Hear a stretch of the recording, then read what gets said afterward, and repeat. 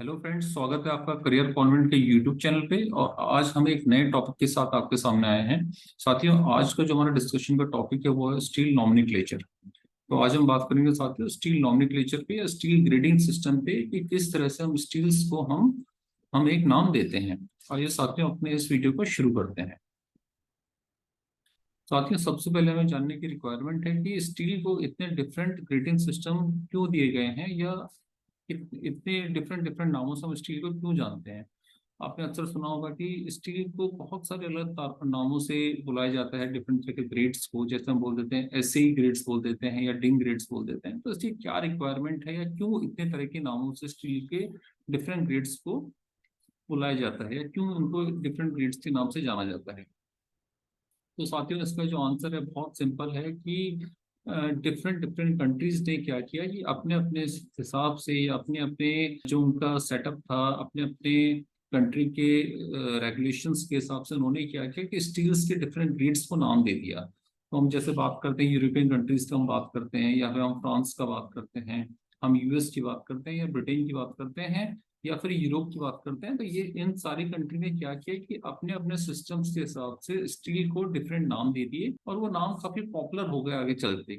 तो इसी वजह से होता क्या है कि जब हम स्टील की बात करते हैं तो हमें उनका जो नेम्स है या जो नॉमेनक्लेचर है वो डिफरेंट डिफरेंट मिलते हैं। और वो ही एक कारण है कि जिसकी वजह से हम काफी कंफ्यूज हो जाते हैं कि स्टील के इतने सारे नाम क्यों दिए गए हैं।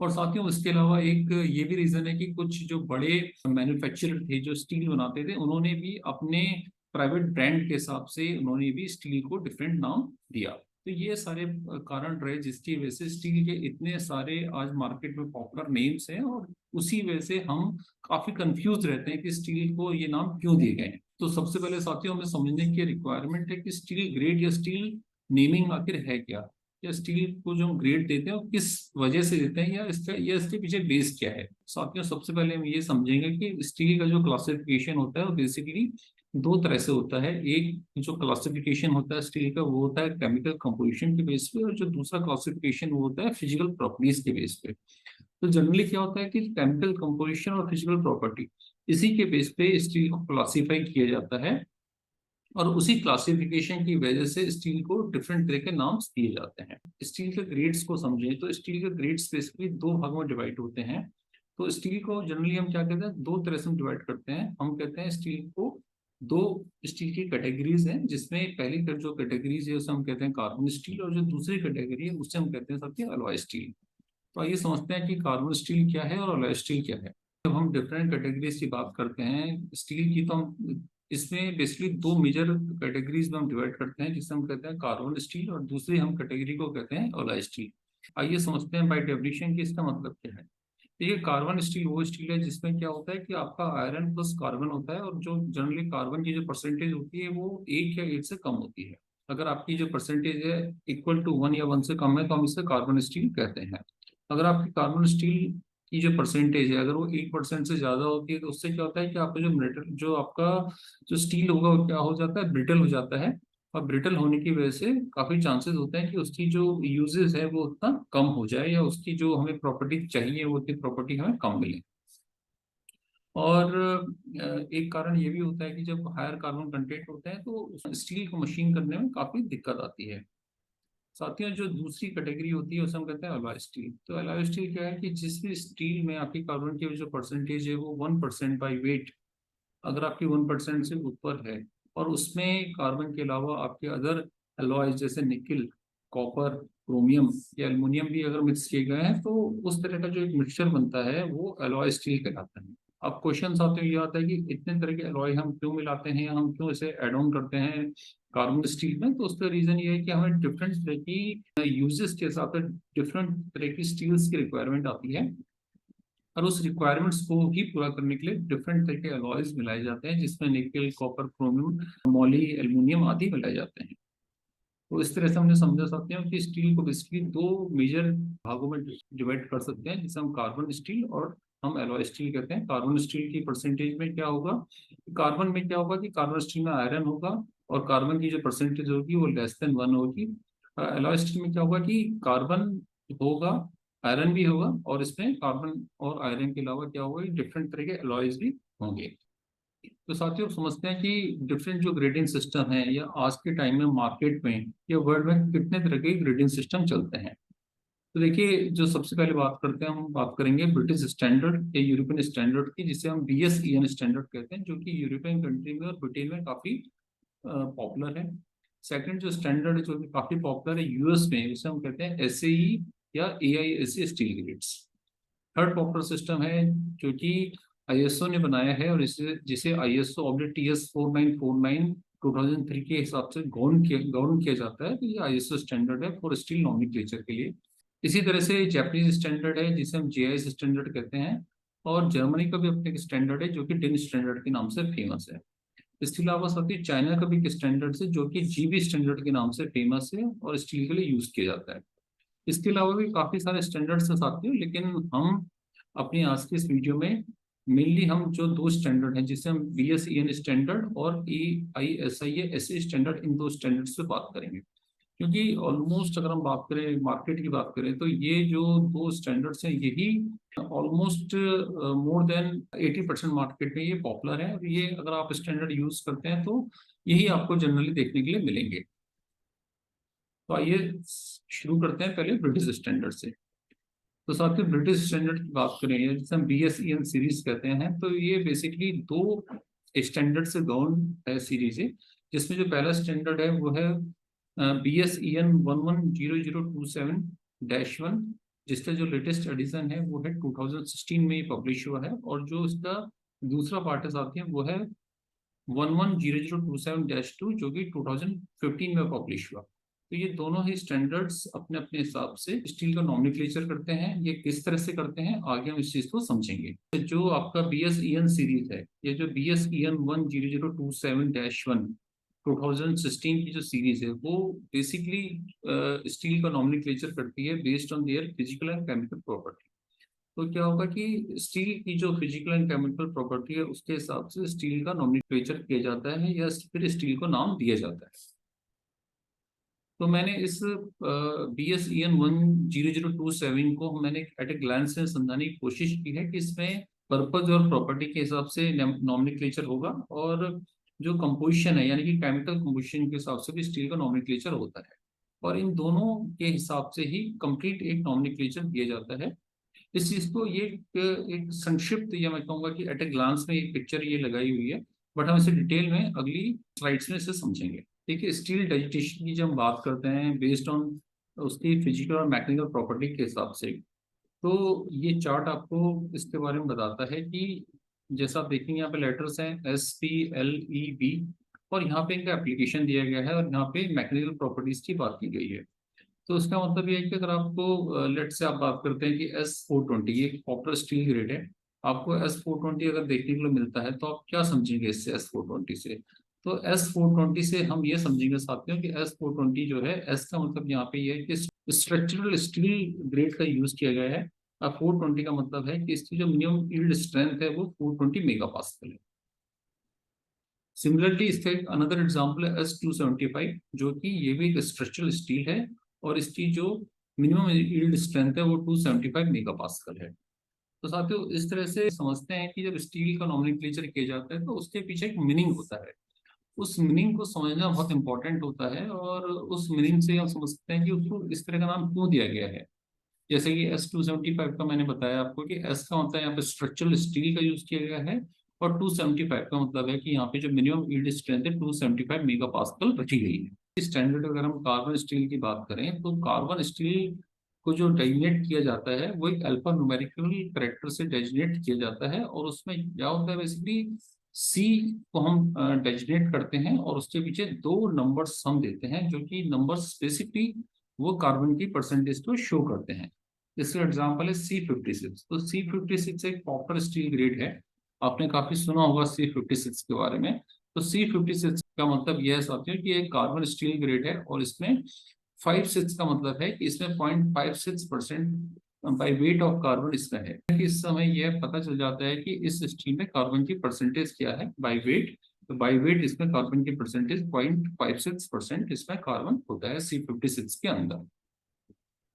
साथ ही एलॉय स्टील की बात करते हैं, तो एलॉय स्टील का जो नॉमेनक्लेचर है उसमें सबसे पहले एक्स का यूज किया जाता है, उसके बाद आगे नंबर्स होते हैं और आगे एलॉयज के नंबर होते हैं। तो ये बताते हैं कि इसमें जो परसेंटेज है एलॉय की और कार्बन की कितनी कितनी है। तो जैसे मैंने आपको एग्जांपल के लिए यहाँ पे H2Cr निकल 89, तो एक काफी पॉपुलर स्टील ग्रेड है, बट इसका मीनिंग क्या है? तो यहाँ पे 2 का मतलब है कि इसमें जो कार्बन की परसेंटेज है इस ग्रेड में वो 0.2% कार्बन होता है, 18% इसमें ब्रोमियम है और 9% इसमें क्या है, निकल है। साथियों एक्स जो है ये ऑप्शनल है, कई जगह आपको एक्स का यूज मिलेगा, कई जगह आपको एक्स का यूज नहीं मिलेगा, तो इससे कंफ्यूज होने वाली कोई बात नहीं है। कई जगह आपको सिंपल 2Cr18 9 भी देखने के लिए मिल सकता है, बट आपको समझना यह है कि इसमें 2 का मतलब है कि इसमें जो कार्बन की परसेंटेज है बाई वेट 0.2% है, क्रोमियम बाई वेट 18% है और निकल बाई वेट 9% है। तो इस तरह का जो डेजिग्नेशन है साथियों ये अलॉय स्टील में यूज किया जाता है। अब हम बात करते हैं इसकी दूसरी सीरीज की, जिसे हम BSEN 10027-2 2015 के नाम से जानते हैं। और ये जो सीरीज है ये स्टील को नंबर्स देती है, और नंबर्स किस तरह देती है आइए इसको समझते हैं। तो साथियों इसमें जो नंबर्स होता है वो जनरली क्या होता है, 1 से शुरू होता है, और इस 1 के बाद क्या होता है 4 या 6 फिगर तक की डिजिट्स होती हैं। और जो स्टील नंबर कुछ इस तरह से नंबर्स होते हैं, स्टील जैसे 1-YYHH इस तरह से आपको नंबर देखने के लिए मिलेगा। और जो बाकी के नंबर्स होते हैं जैसे HH, तो ये किसी चीज को रिप्रेजेंट नहीं करते। बेसिकली ये क्या है कि जब यूरोपियन रजिस्ट्रार ऑफिस में ये इस स्टील को रजिस्टर्ड किया जाता है तो वहां पे के नंबर मिलता है और उस नंबर को यहाँ पे चढ़ाया जाता है। तो इसका टेक्निकली कोई मीनिंग नहीं है, बट ये उनके कमर्शियल पर्पज से या क्लर्किकल पर्पज से इंपॉर्टेंट रिक्वायरमेंट होती है यूरोप में।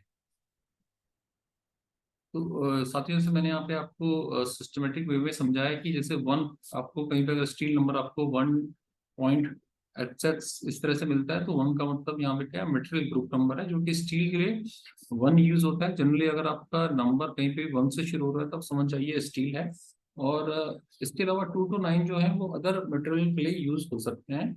सीक्वेंस में आप देखेंगे तो आपको HX जैसे मैंने आपको बताया ये स्टील ग्रुप नंबर मिलेगा, और फिर इस तरह से सिक्वेंशियल नंबर मिलेंगे। यहाँ पे HH लिखा है, यहाँ पे YY लिखा है, तो उससे कंफ्यूज होने की जरूरत नहीं है, दोनों का मीनिंग सेम ही है, इसलिए स्टील ग्रुप नंबर को बताएंगे। और सीक्वेंस नंबर के लिए साथियों होता क्या है कि सीक्वेंस जो है वो पहले HH से शुरू होता है, और जब ये HH की सीरीज कंप्लीट होती है तब ये डबल X पे आगे से जो लास्ट के HH नंबर मिलते हैं।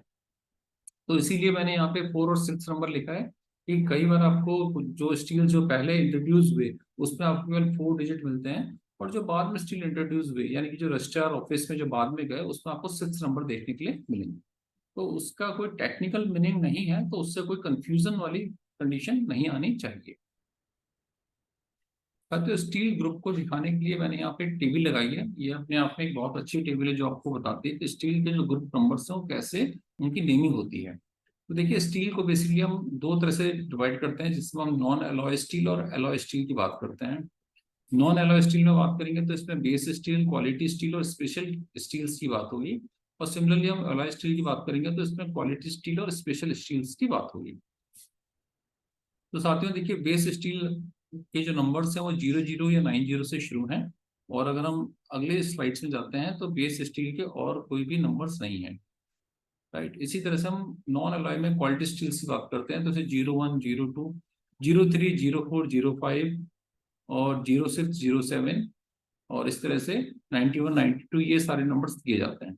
साथियों इनके पीछे स्पेसिफिक रीजन होता है कि हम 01, 02 दे रहे हैं, और वो रीजन क्या है वो मैंने इस स्लाइड्स में यहाँ पे लिखा गया है। तो जैसे यहाँ पे हम 01 की बात कर रहे हैं तो 01 क्या जनरली स्ट्रक्चरल स्टील की बात होती है, जहाँ पे उसकी जो यील्ड स्ट्रेंथ है वो 500 मेगापास्कल से कम होती है। तो जहाँ पे ऐसी रिक्वायरमेंट होगी तो वहाँ पे हम उसे 01, 02 से हम उसे बताएंगे।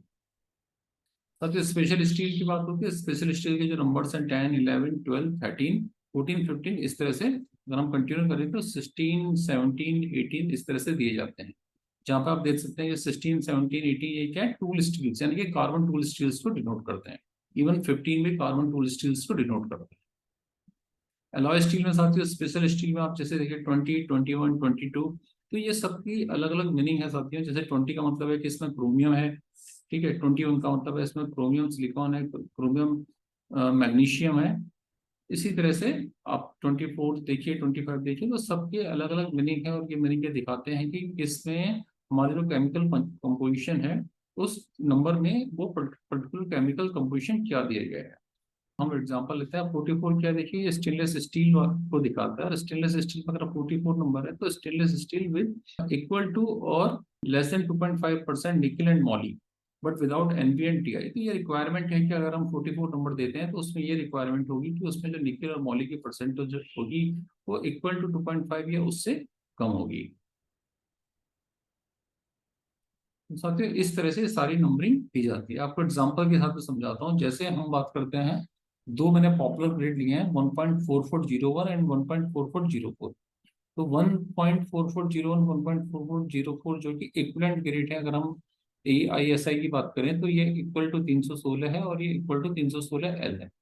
इनमें क्या डिफरेंस है वो आगे समझेंगे। जैसे मैं जनरली आपको बताता हूँ कि 316 जो ग्रेड है उसमें क्या है, आपकी कार्बन की परसेंटेज ज्यादा होती है, जबकि 316 एल में कार्बन की परसेंटेज कम होती है, लेस होती है, और लेस को डिनोट करने के लिए हम 316 एल के से डिनोट करते हैं।